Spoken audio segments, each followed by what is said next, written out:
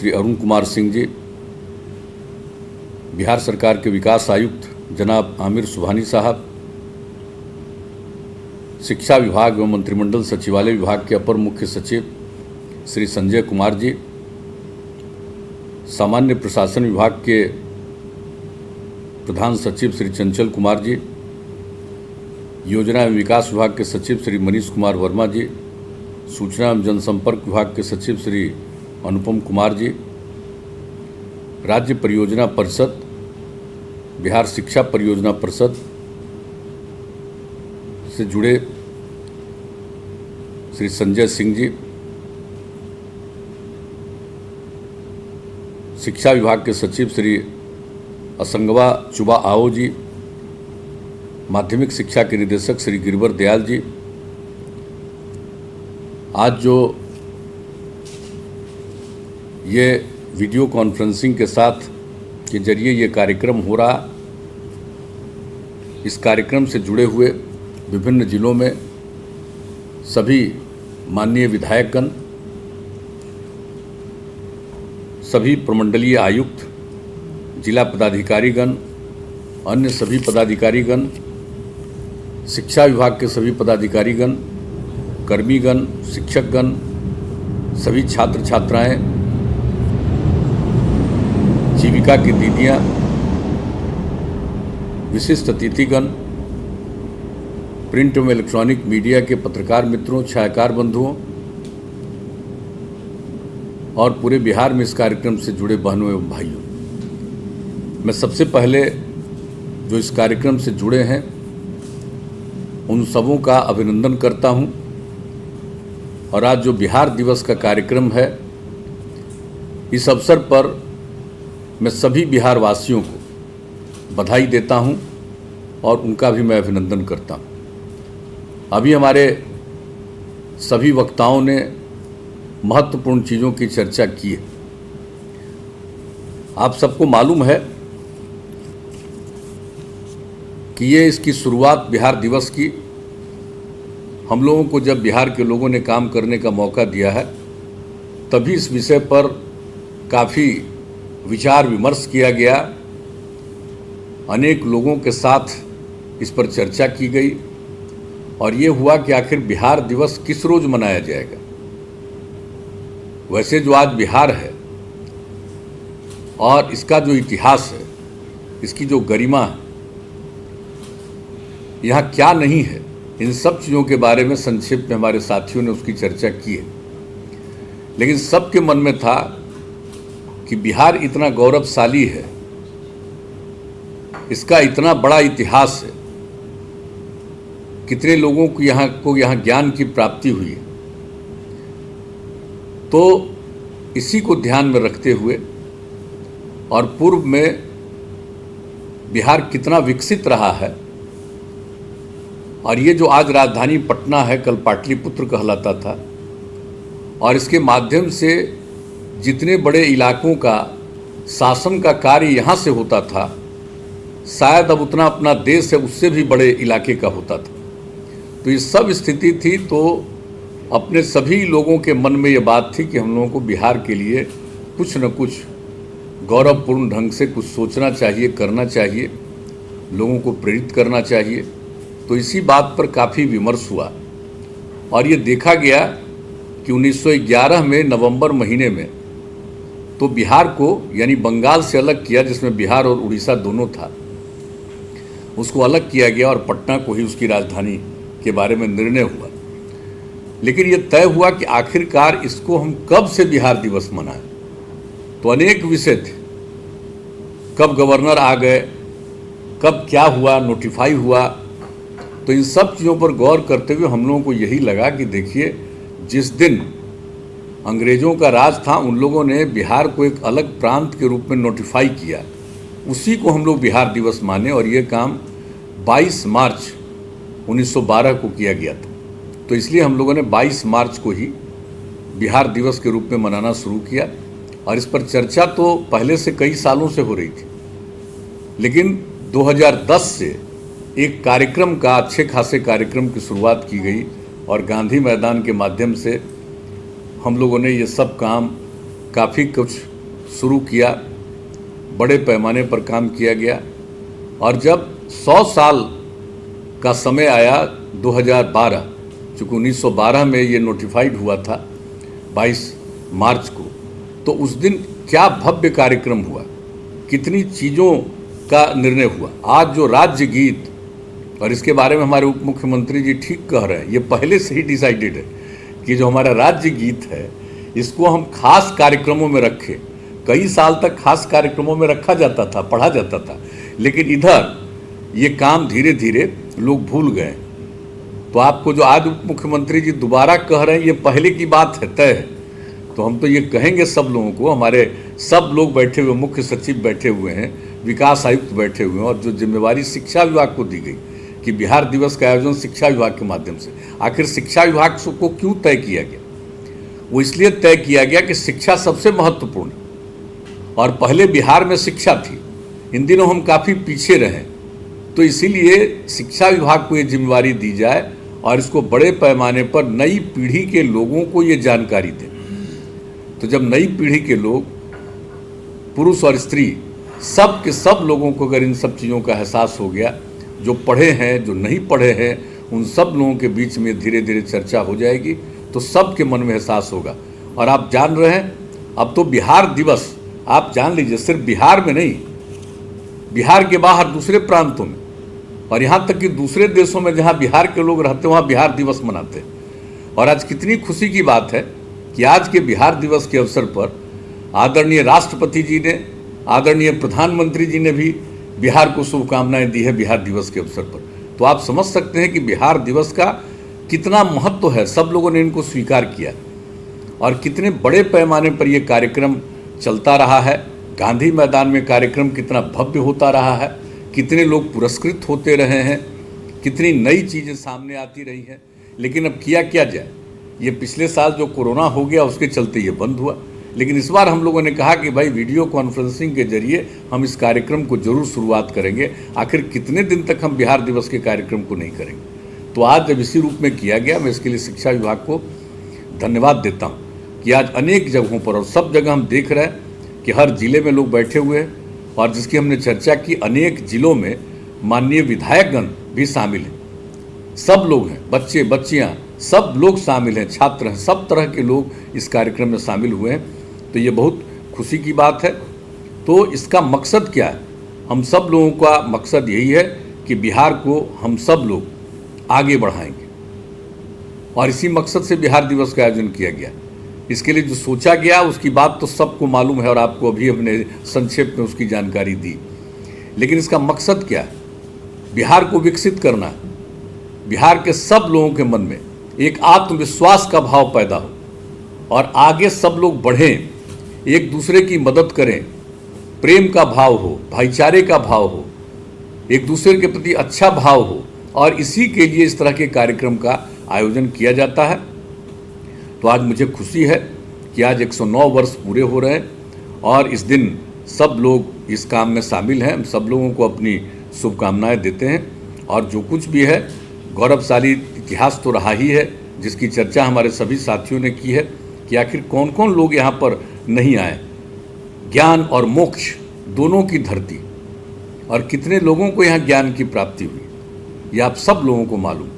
तो बिहार के सभी लोगों को फिर से ज्ञान की प्राप्ति कराना, और इसीलिए बिहार दिवस का आयोजन शिक्षा विभाग को ही दिया गया कि ये काम करें कि ज्ञान की भूमि है, अब सभी ज्ञानी बने।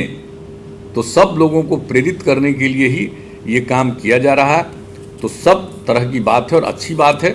और इस बार तो जो कुछ भी लोगों ने किया है ये अच्छे ढंग से किया है। अनेक प्रकार का काम हम लोग सब कर रहे हैं। बच्चे बच्चियों को पढ़ाने के लिए पहले की क्या स्थिति थी, अब कितने लोगों को, लड़कियां कहाँ पढ़ती थी, किस तरह से लड़कियों को प्रेरित किया, पोशाक योजना, साइकिल योजना, और अब कितनी लड़कियां पढ़ रही। और इसके बाद जो प्रजनन दर की बात आई, उस पर जो ये यूरेका की भावना आई कि हम अगर अपनी लड़कियों को कम से कम इंटर तक पढ़ा देंगे तभी प्रजनन दर घटेगा।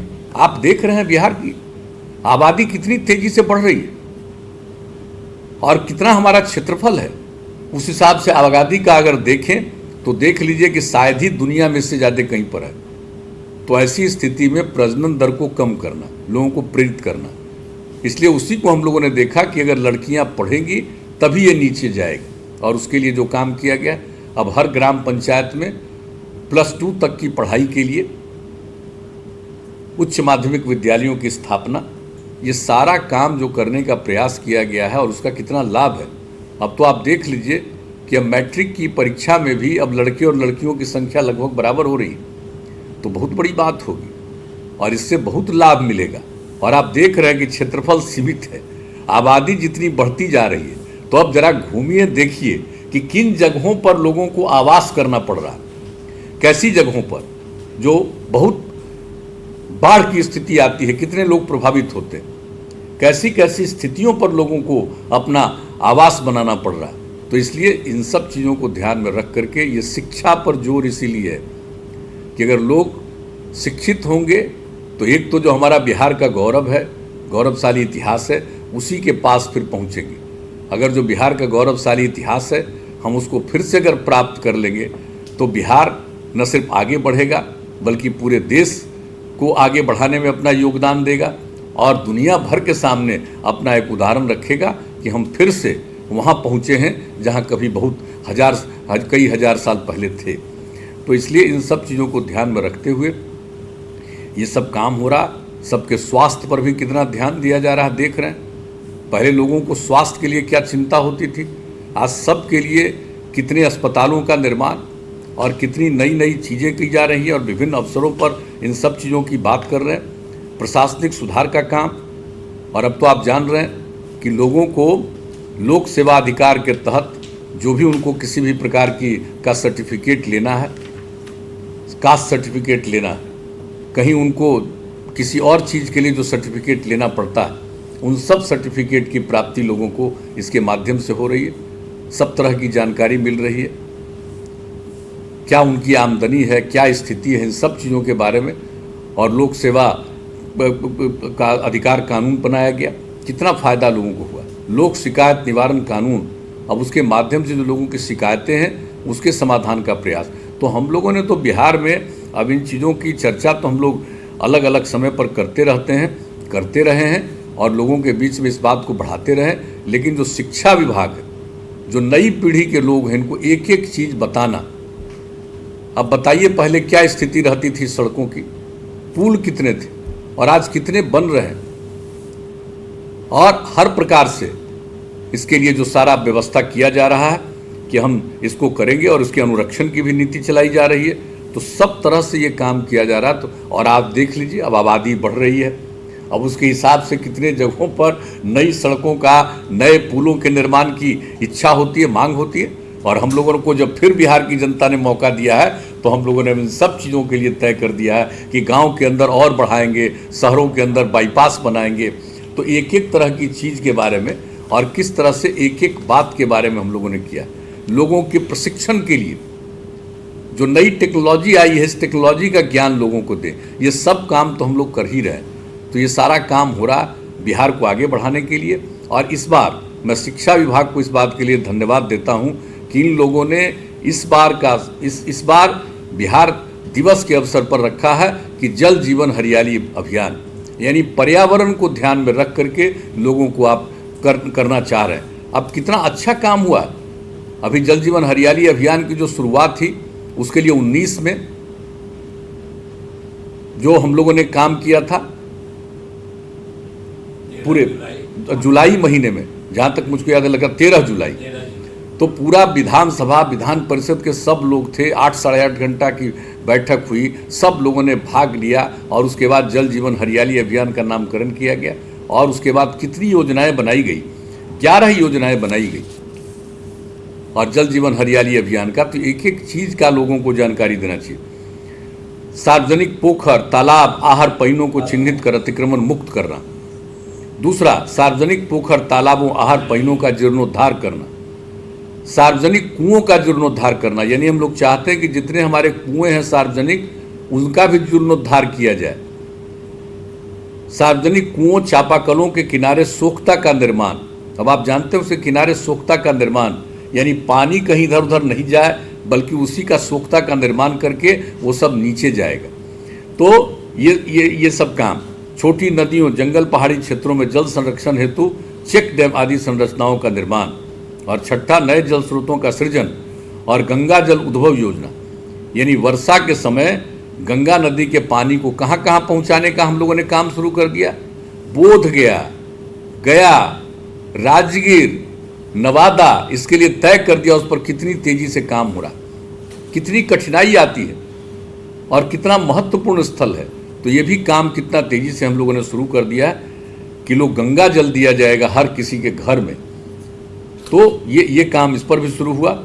और सब तरह से सार्वजनिक भवनों में जल छत वर्षा जल संचयन, रूफटॉप रेन वाटर हार्वेस्टिंग, यानी छत के ऊपर ही रेन वाटर हार्वेस्टिंग के लिए प्रयास करना। जितने हमारे सरकारी भवन हैं उसमें ये काम करने का निर्णय लिया गया। और बड़े पैमाने पर वृक्षारोपण, और इसके अलावे मौसम अनुकूल कृषि, फसल चक्र तथा फसल अवशेष प्रबंधन, क्रॉप साइकिल, यानी मौसम के अनुकूल खेती हो और जो फसल अवशेष है उसको लोग जलाए नहीं, उसका प्रबंधन करने का ये स्कीम बनाया गया। 9वां और 10वां, हर घर बिजली पहुंचा दी गई है। और सौर ऊर्जा पर जोर, यानी सौर ऊर्जा के विकास पर ये 10वां। सोच लीजिए, जल जीवन हरियाली अभियान है पर्यावरण के लिए। और 11वां कि जल जीवन हरियाली अभियान के लिए लोगों के बीच में जागृति लाने के लिए निरंतर इसके बारे में लोगों के बीच में चर्चा करना। और क्या कर दिया, ये पिछली बार तो आ गया था कोरोना का चक्कर, लेकिन फिर से इस बार हुआ कि हर महीने के पहले मंगलवार को एक बार फिर सब लोगों के साथ चर्चा होगी कि साहब जल जीवन हरियाली अभियान का कितना काम हो रहा, इसको आगे और क्या बढ़ाना है, और लोगों का कोई इस मामले में क्या विचार है, इन सब चीज़ों को जानने के लिए। और जान लीजिए कि ये सब काम किया गया तो एक बात कहना बहुत ज़रूरी हो गया कि जहाँ तक सवाल है कि क्या क्या काम हुआ, अद्यतन स्थिति क्या है। 15,229 जल स्रोतों जैसे तालाब, पोखर, आहर, पाइन आदि को अतिक्रमण मुक्त किया गया। जो अतिक्रमण मुक्त करने का हुआ तो इतने को अतिक्रमण मुक्त किया गया। 5 एकड़ तक 6,425 तालाब, 5 एकड़ से बड़े 696 तालाब, 17,917 आहर पाइन का जीर्णोद्धार तथा 10,159 यानी 169 सार्वजनिक कुओं का जीर्णोद्धार किया गया है। और कुओं के पास 13,802 तथा चापाकल के पास 1,37,590 सोख्ता का निर्माण कराया जा चुका है। छोटी नदियों एवं पहाड़ी क्षेत्रों में 8,586 चेक डैम संरचनाओं का निर्माण कराया गया। 12,101 नए जल स्रोतों का निर्माण कराया गया। अब एक एक चीज़ को जान लेना जरूरी है, हर जिले में क्या क्या हो रहा है, हर जिले के डीएम को एक एक चीज़ का ध्यान रखना बहुत ज़रूरी है और लोगों के बीच में एक एक बात को प्रचारित करना बहुत ज़रूरी है। गंगा जल उद्भव योजना जिसकी हम चर्चा कर चुके हैं, इसका काम शुरू कर दिया गया है और बहुत तेज़ी से काम किया जा रहा है। हम तो कई बार जा कर के देखते हैं कि इसका जो पाइपलाइन है किस तरह से कर रहे हैं, कहाँ पर स्टोर होगा, एक एक चीज़ को जाकर हम देखते रहते हैं और तेज़ी से काम हो। तो ये सब काम चल रहा। और 14,136 सरकारी भवनों में जो रेन वाटर हार्वेस्टिंग की बात किया, छत वर्षा जल संचयन संरचनाओं का निर्माण किया गया है। और आप जानते हैं कि जो हम लोगों ने किया था वृक्षारोपण का, तो वृक्षारोपण के लिए शुरुआत कब हुई? 5 जून 2020 कोरोना के बावजूद। और लक्ष्य रखा गया इस बात को कि 9 अगस्त तक हम वृक्षारोपण करेंगे। और लक्ष्य कितना था? 2,51,00,000 वृक्षारोपण का। और कितनी खुशी की बात है कि इस बीच में वृक्षारोपण पूरे बिहार में जो किया गया, 3,90,00,000 से भी ज़्यादा वृक्षारोपण हुआ। ये कितनी बड़ी बात हुई है। लोग बिहार के बारे में पूरी बात को बाहर नहीं जानते हैं। बिहार में तो चर्चा करनी चाहिए, कुछ देश के बाहर बहुत लोग इस बात को जानते हैं। और आपको हम बता देते हैं कि बिहार में जो कुछ भी हुआ और जो हो रहा है इसके बारे में आपको जान लीजिए कि यूनाइटेड नेशन में जानकारी मिली होगी, तभी तो हम लोगों को खबर आई। और मुझको भी कहा कि भाई आप संक्षेप में कुछ बात बताइए कि आपके यहाँ जो ये काम हो रहा पर्यावरण के संरक्षण के जल जीवन हरियाली अभियान। तो 24 सितंबर 2020 को उच्च स्तरीय राउंड टेबल कॉन्फ्रेंस के माध्यम से ये जो सम्मेलन हो रहा था, उसमें मुझको भी अपनी बात रखने का मौका मिला, जिसमें कई देशों के प्रधानमंत्री, प्रमुख नेताओं ने उसमें हिस्सा लिया था। तो देश के बाहर तो बहुत लोग जान रहा, लेकिन हम लोग जो काम करते हैं हम लोग प्रचारित नहीं करते हैं ज़्यादा। कहा कि देख लीजिए ना किसी अखबार को बिहार में जो आता है, तो बिहार के अखबार में देखिएगा कि दूसरे देश का, दूसरे राज्य का विज्ञापन खूब रहता है, लेकिन हम लोग तो इसमें कोई पैसा खर्चा करते नहीं है। हम लोगों का विज्ञापन राज्य में ही थोड़ा बहुत हो जाता है, राज्य के बाहर हम लोग करते हैं कभी विज्ञापन? लेकिन जरा देख लीजिए अखबारों को, दूसरे राज्यों का कितना विज्ञापन पढ़ने का मौका मिलता है। तो लोग तो अपना विज्ञापन कराते हैं, हम लोग अपना विज्ञापन नहीं कराते, काम करते हैं। तो अब ये जो काम हुआ, ये क्या मतलब हुआ, इसका नाम क्यों किया गया, जो आपने देख लिया, ये सारी बातें हुई। और इसके बाद सौर ऊर्जा का 941 सरकारी भवनों पर सौर ऊर्जा संयंत्र अधिस्थापित की गई। और जो हमने बता दिया, जो जागरूकता अभियान के लिए कि हर महीने के पहले मंगलवार को इस बात पर चर्चा होगी, इसकी हमने चर्चा की। 11 पॉइंट है, जिसमें 7 है जल का संरक्षण और 1 है वृक्षारोपण हरियाली का, और उसके अलावे नेचर के अनुरूप कृषि हो, तो इसके लिए भी मौसम के अनुकूल कृषि का काम किया जाए, उसको भी जोड़ा गया। क्योंकि आप जानते हैं कि हमारे यहाँ कृषि पर आधारित लगभग 75% लोग, इसलिए कृषि का भी इस प्रकार से हो जो मौसम के अनुकूल हो। और इसके लिए 8 जिला से शुरू किया, और अब पूरे सभी जिलों में विशेषज्ञों को लगाकर और हर जगह उसका अध्ययन करते हुए किसी जिले में कौन सा मौसम के अनुकूल कृषि होगा। और उसके अलावे जो फसल अवशेष है उसको जलाइए मत, ये सब काम हो रहा। तो आप समझ लीजिए, सौर ऊर्जा के लिए काम, और फिर इसके लिए लोगों में जागृति पैदा करने का 11 आइटम, तो ये काम किया गया। और नामकरण क्या किया, जल डैश जीवन डैश हरियाली, यानी जब जल है और हरियाली है तभी जीवन सुरक्षित है। यह हम लोगों ने उसी दिन, जो 13 जुलाई को जो मीटिंग हुई थी, उसी दिन हमने ऐलान किया था, इसका नामकरण होगा जल डैश जीवन डैश हरियाली, यानी जल और हरियाली है तभी जीवन सुरक्षित। तो आज मुझे खुशी है कि बिहार दिवस के अवसर पर भी आप लोगों ने इस बात को रखा।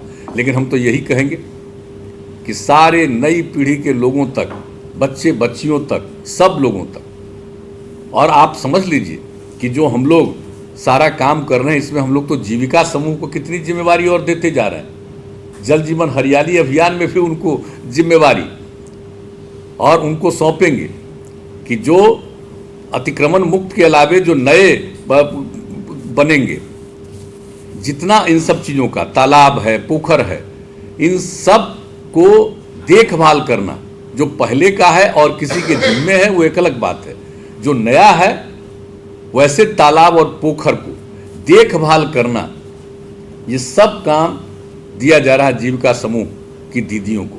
तो ये सारा काम हम लोग एक एक चीज़ कैसे किया जाए ये सब को कर देते हैं। अब तो हम यही आग्रह करेंगे कि जल जीवन हरियाली अभियान को जिस तरह से किया है, इस बात को समझाइए, एक एक विभाग के लोगों को समझना चाहिए। अभी एक दिन एक कागज आया हुआ था एक विभाग का, जिसमें जल जीवन हरियाली लिखे हुए था, जल डैश जीवन डैश हरियाली नहीं लिखा हुआ था, कैबिनेट नोट। आप समझ लीजिए। फिर हमने कहा कि भाई अगर आप लोगों का ये हाल है कि आप जल जीवन हरियाली अभियान का मतलब क्या है कि जल है और हरियाली है तभी जीवन है, तब फिर विड्रॉ किए और सब कुछ सुधारा। तो आप जान लीजिए कि हर चीज को एक एक को देखना पड़ेगा। ये सिर्फ हम लोगों का काम नहीं है कि कोई चीज़ को हम लोगों ने गढ़ दिया, कोई चीज़ को कर दिया। और ये जल जीवन हरियाली अभियान के लिए जो 11 योजनाएं बनी हैं, इस योजनाओं के लिए कितनी मीटिंगें हुई हैं और कितने स्तर से हमारे सभी और हमारे अधिकारीगण थे, सब लोगों ने कितना इसके लिए मेहनत किया है। सब लोगों ने, उस समय के हमारे जो मुख्य सचिव हैं और आज अब प्रधान सचिव हैं श्री दीपक कुमार जी, इन सब लोगों ने कितनी मीटिंग की और सभी विभिन्न विभागों को लगा करके इस पूरे काम में किया गया है। तो इसलिए अगर इस चीज़ को किया जा रहा है तो मैं तो यही कहूँगा कि सब तरह से लोगों के बीच में ट्रेनिंग करिए। और एक चीज़ और कहेंगे, ये भाई ये कोरोना जो आ गया, अभी हम लोगों ने पूरे मीटिंग की, हर जगह के डीएम एसपी सब लोगों के साथ मीटिंग हो गई, अब पूरा डिटेल चर्चा हो गई। एक एक बात हम लोगों ने कह दिया सचेत करने के लिए। ये जो होली का समय है, इसको सार्वजनिक रूप पर लोगों को हाथ जोड़ करके प्रार्थना करिए कि मत करिए, क्योंकि मान लीजिए हमारे यहाँ तो कम है, लेकिन अपने यहाँ भी थोड़ा बढ़ने लगा, अपने यहाँ भी बढ़ने लगा। 300 से नीचे थे अफेक्टेड लोग, अब बढ़ करके हो गए हैं 500 से ऊपर, बढ़ रहा, बढ़ने लगा है। बाहर से भी लोग आते हैं, स्वाभाविक रूप से अपने घर में आते हैं, उसको बेचारे को क्या पता है कि उनको है। जब टेस्ट होता है तो पता चलता है कि पॉजिटिव, ऐसे क्या मालूम। लेकिन अगर बहुत बड़े स्तर पर नहीं करेंगे, सार्वजनिक लोग पर नहीं जुटेंगे तो बचेंगे। और देख लीजिए 8 राज्यों का क्या हाल हो रहा, कितना बढ़ रहा। महाराष्ट्र की क्या स्थिति हो गई है, जरा इस बात को जानिए। शायद जितना पहले नहीं हुआ था उतना अब हो गया। हमारे यहाँ तो बहुत कम है, हम लोगों ने बहुत नियंत्रित किया है, और जितना अफेक्टेड लोग भी कम हैं, मृत्यु होने वालों की संख्या भी कम हुई है, लेकिन मृत्यु तो हुई है लोगों की। अफेक्टेड तो हुए, प्रभावित तो हुए, लेकिन हम लोगों को तो लोगों को सचेत करना, सजग करना। इसलिए आज के इस अवसर पर हमने एक दिन तो पूरी मीटिंग कर दी है, इसमें और लोग भी, हम सब लोगों से आग्रह करेंगे कि सजग और सचेत रहिए। दूसरे कई देशों में बढ़ने लगा, अपने देश के कई राज्यों में बढ़ने लगा, हमारे यहाँ भी थोड़ा थोड़ा बढ़ने लगा। तो हम लोगों को सचेत रहना है, और सचेत रह करके इन सब चीज़ों पर जरूर एकदम बिल्कुल काम कीजिए संक्रमण की स्थिति में। तो ये हमारा आप सब लोगों से आग्रह है।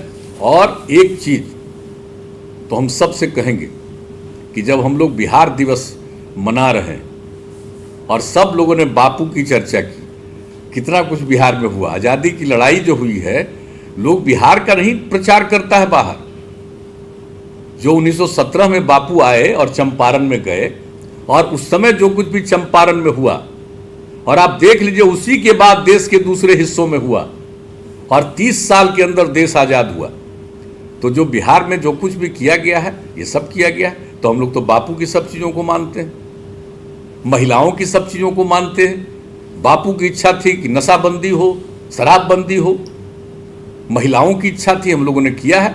अब सबसे हम प्रार्थना करेंगे, सब लोग शामिल हैं, नज़र रखिए, लोग इधर उधर करे, लोगों के बीच में सारी बात को रखिएगा, तो और कम से कम लोग होंगे। वैसे तो सबको मालूम है कुछ न कुछ तो गड़बड़ करेगा, ये तो आदमी का स्वभाव होता है। ज़्यादातर लोग ठीक होते हैं, लेकिन कुछ लोग तो गड़बड़ करने वाले होते हैं। तो आप कुछ भी करिएगा, कुछ न कुछ लोग गड़बड़ करेंगे। क्राइम को रोकने के लिए चाहे जितना कानून बनाइए, तब भी तो क्राइम करने वाले लोग होते हैं। तो शराबबंदी का काम कर दिया और इतना सब कुछ किया जा रहा, तब भी कुछ लोग करेगा, घटपच करेगा। तो वैसी स्थिति में सबके बीच में जागृति लाते रहना बहुत जरूरी है। तो आज के इस बिहार दिवस के अवसर पर तो आप लोगों ने तय किया जल जीवन हरियाली अभियान के लिए, ये बहुत खुशी की बात है, पर्यावरण के संरक्षण के लिए। और आप समझ रहे हैं, अभी हमारे उप मुख्यमंत्री जी ने भी बताया, और पूरे दुनिया में जल के संरक्षण के लिए जो एक अंतर्राष्ट्रीय दिवस के रूप में हो रहा, तो आप जरा सोच लीजिए, एक अंतर्राष्ट्रीय दिवस आज के रूप में मनाया जा रहा है, किस चीज़ के लिए? जल के संरक्षण के लिए। और हम लोग बिहार दिवस के अवसर पर क्या कर रहे हैं? जल जीवन हरियाली अभियान को लोगों तक पहुंचाने के लिए और जल के संरक्षण के लिए हम लोग यहाँ काम कर रहे हैं। जल के संरक्षण के लिए, हरियाली के संरक्षण के लिए। जब तक लोग झारखंड और बिहार एक था, किसी को चिंता थी? झारखंड अलग हो गया तो कितना हरित आवरण था, कितना कम था। और ये जब हम लोगों को काम करने का मौका मिला, तभी तो हम लोगों ने आकलन और अध्ययन किया कि मात्र 9% है। और इसके लिए हम लोगों ने 2012 में शुरू किया, और कितने बड़े पैमाने पर इसके लिए हम लोगों ने शुरुआत की। 24 करोड़ पेड़ का वृक्षारोपण का हम लोगों ने लक्ष्य रखा, और 19 करोड़ से भी ज़्यादा करवाया। और उसके बाद तो फिर अब जल जीवन हरियाली अभियान में आपको बता दिया कि जो हम लोगों ने शुरू किया वृक्षारोपण का काम, तो जो हरित आवरण के लिए शुरू किया पहले, और फिर जल जीवन हरियाली अभियान में वृक्षारोपण, तो अब कितना बढ़ गया? अब 15% से ज़्यादा हो गया। तो आप समझ लीजिए कि हरित आवरण अब जब बढ़ रहा है, तो इसको समझना चाहिए कि हम सब लोगों को और आगे बढ़ाना, ताकि पर्यावरण कि हम रक्षा कर सकें। और जिस तरह का बात है, हम लोग किस काम के लिए ध्यान नहीं देते हैं, बताइए। फ्लड आता रहता है, हमारे यहाँ से कुछ होता है, कहाँ से आ जाता है? सब ज़्यादा तो देख लीजिए नेपाल से, और कितने लोग प्रभावित होते हैं। तो हम लोग जहाँ पर है भाई, चारों तरफ से कुछ न कुछ संकट का माहौल रहता है। इसके लिए घबराने की कोई ज़रूरत नहीं है, सचेत रहना है। और इन सब चीज़ों के बावजूद हमारा जो इतिहास है गौरवशाली है। हमारे यहाँ कौन नहीं हुए जिसकी चर्चा आप सब लोगों ने की है, मैं उसको दोहराना नहीं चाहता हूँ। कितने लोगों के ज्ञान की प्राप्ति हुई, किनका जन्म हुआ, यहीं पर उनकी मृत्यु भी हुई। क्या हर तरह का चीज़, कितने तरह से लोगों ने यहाँ पर काम किया है और किस तरह का ज्ञान प्राप्त किया है। शून्य का आविष्कार भी यहीं, तो कौन सी चीज़ नहीं हुई है इस जगह पर। इसलिए हम लोगों को फिर से बिहार को वहीं लाना है। वो जो हमारी पौराणिक चीज़ें हैं, पहले की चीज़ें हैं, ज्ञानवर्धन की चीज़ें हैं, हम सब लोगों को मेहनत करके लोगों को प्रेरित करना है और फिर से बिहार को उसी ऊंचाई पर ले जाना। और इसीलिए बिहार दिवस का आयोजन है, लोग बिहार के प्रति गौरव महसूस करें। तो आज यहाँ के लोगों को और बिहार के लोग इस राज्य के, इस देश के विभिन्न राज्यों में या दुनिया के विभिन्न देशों में जितने लोग हैं, सबको इस बात के लिए गौरव का अनुभव होता है। मैं सबको बधाई देता हूँ और साथ साथ मैं आदरणीय राष्ट्रपति जी को, आदरणीय प्रधानमंत्री जी को भी बधाई देता हूँ कि उन्होंने बिहार दिवस के अवसर पर शुभकामनाएं दी। तो आज के इस अवसर पर आप सब लोग इन चीज़ों को निश्चित रूप से आगे बढ़ाते रहिएगा। और जो कहा हमारे उप मुख्यमंत्री जी ने, जरा याद रखिएगा, राज्य गीत सब जगह चलवाइएगा। कितनी बार हम लोगों ने कह दिया था, अब जो भी हम पहले भी कह चुके हैं कि हमारा कोई सरकारी कार्यक्रम हो तो उसमें जरूर राज्य गीत चलाइए। तो अब ध्यान रखिएगा, फिर से सारे डीएम लोग जान लें, सारे एसपी लोग जान लें, सभी कमिश्नर लोग जान लें, सभी अधिकारी लोग जान लें, विभिन्न विभागों के अधिकारी सब लोग जान लें। इसको फिर से शुरू में 2-3 साल 4 साल अच्छे ढंग से किया गया, लेकिन फिर लोग भूल गए हैं। तो भूलना नहीं है और इस चीज़ को करना है। और इसके लिए इसी समय तो हम लोगों ने किया ही था। स्कूलों में तो लोगों को, बच्चों को सुनाया जाता है, वो भी है दूसरा, वो तो हर जगह। और हम समझते हैं शिक्षा विभाग को अच्छी तरह मालूम होगा कि जो इसी में 2012 में ही वो तैयार किया गया, इसको लोग ज़रूर हर स्कूल में सुनाते होंगे बच्चों को। और उसको सुनाने के बाद जो हमने कहा बापू के बारे में, राष्ट्रपिता महात्मा गांधी जी के बारे में, उनके जीवन, उन्होंने क्या कहा था, मेरा जीवन ही मेरा संदेश है। इसलिए हम नई पीढ़ी के सब लोगों को चाहते हैं कि बापू के जीवन के बारे में लोग जानें। तो जब उनके जीवन के बारे में जानेंगे तो यही उनके लिए बेहतरीन संदेश होगा। और मुझको तो पूरा भरोसा है कि अगर बापू के विचार से लोग सहमत होगा, नई पीढ़ी के लोग अगर 10 से 15% भी सहमत होंगे, तो ये राज्य कितना आगे बढ़ेगा। आपस में प्रेम और भाईचारे का माहौल होगा और हर तरह से तरक्की के रास्ते पर जाएंगे। तो इन्हीं शब्दों के साथ आप सब लोगों को मैं पुनः शुभकामनाएं देता हूं और सबको बधाई देता हूं। और हम सब लोगों के लिए, सभी बिहार वासियों के लिए ये आज ये खुशी का दिन है। इन्हीं शब्दों के साथ बहुत बहुत धन्यवाद।